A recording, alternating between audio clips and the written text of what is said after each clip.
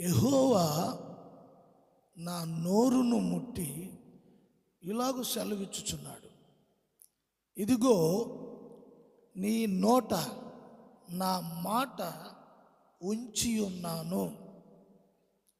ఇక్కడ చదువుతున్న ఈ భాగంలో ప్రవక్త మాట్లాడుతున్న మాట, అతడు యెహోవా హస్తము అతన్ని తాకింది అని చెప్తున్నాడు.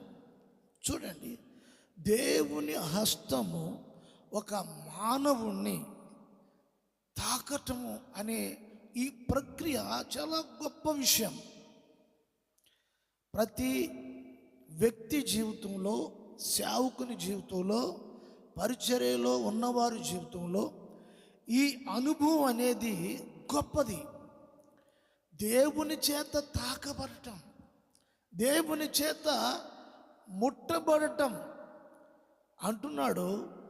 దేవుడు అదిగో ప్రవక్త నోటన మాటలు ఉంచారు.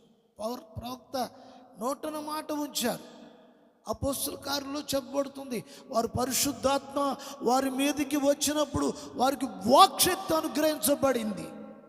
దేవుని ఆత్మ ఆ దినములలో కూడా భూమి మీదకి రానప్పటికీ కూడా అప్పుడప్పుడు ప్రవక్తల మధ్యలో దేవుని ఆత్మ పనిచేసి దేవుడు వారి నోటని తాకి, దేవుడు వారి నోటన దేవుని వాక్యములుంచి ప్రజల క్షేమము కొరకు, ప్రజలు దీవెన కొరకు, ప్రజలు ఆశీర్వాదము కొరకు, ప్రజలు మేలుల కొరకు ప్రవక్తలను, దేవుని సేవకులను దేవుడు వాడుకోవడానికి గల ముఖ్యమైన కారణం ఏమిటి అంటే, ప్రజలంటే దేవునికి అమితమైన